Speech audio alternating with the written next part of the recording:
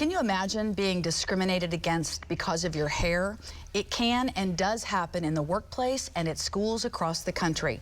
Dr. Tamecca Rogers is a filmmaker and an author who's trying to raise awareness to this issue with a new documentary that will be released later this month. Good morning and welcome to the program. Good morning. Thanks for having me. It's shocking to think that, but you have experienced it and others have as well. Tell us about that.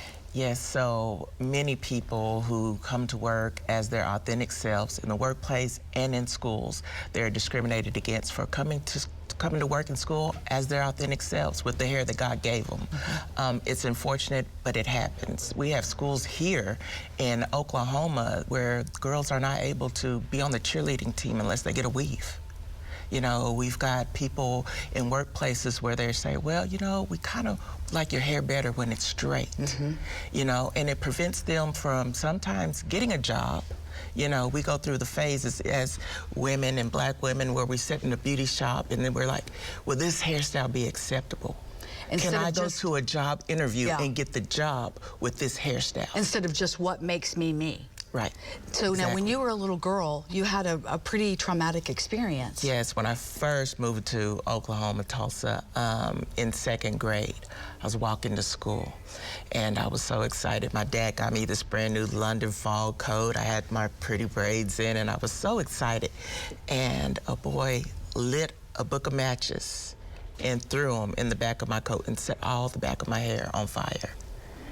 And I didn't realize how devastating it was to me because, you know, we dealt with it then, but it still comes up every time I get discriminated against because of my authentic hair.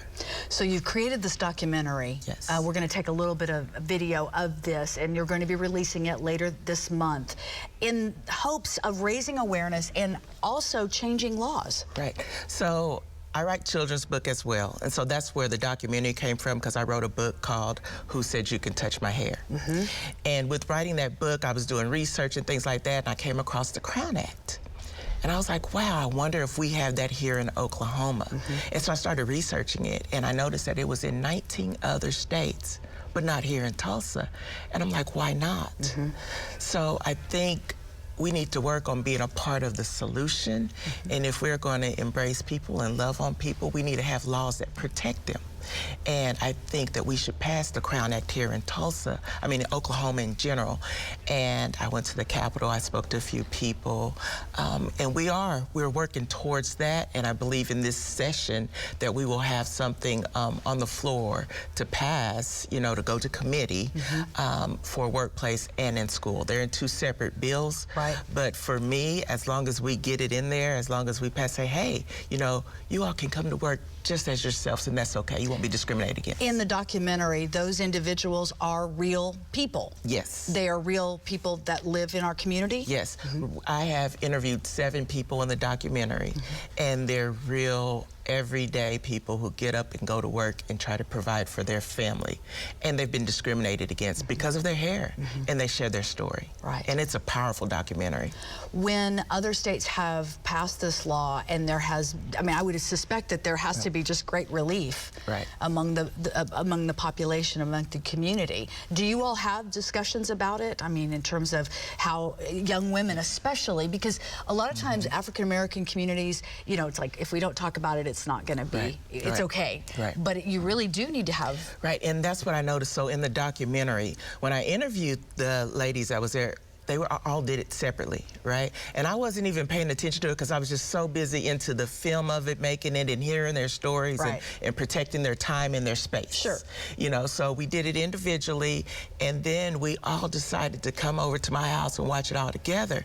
And we were all in tears because even though we know that we go through it, we didn't know that our next sister went through the same thing, and their story is so much powerful.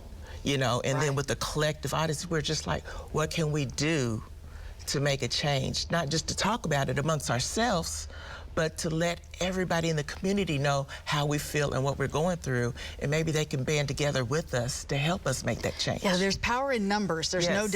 there's no doubt about that. And by making this documentary, by making your voice and these women's voices heard, maybe we can make a change. I want to let folks know it's going to be released at the Circle Cinema on February 17th at 6:30 in the evening. Tickets are available at circlecinema.org. I'll have that posted on our website at newson6.com later in the day. Great to meet you. I want you to come back because now I want to talk about your children's books. We'll do that next time. Thank you. It was great to meet you. Thanks for having me. 9:20 is our time. Kids with special needs are shining on stage. We're going to take a look at their newest show. It's called The Lion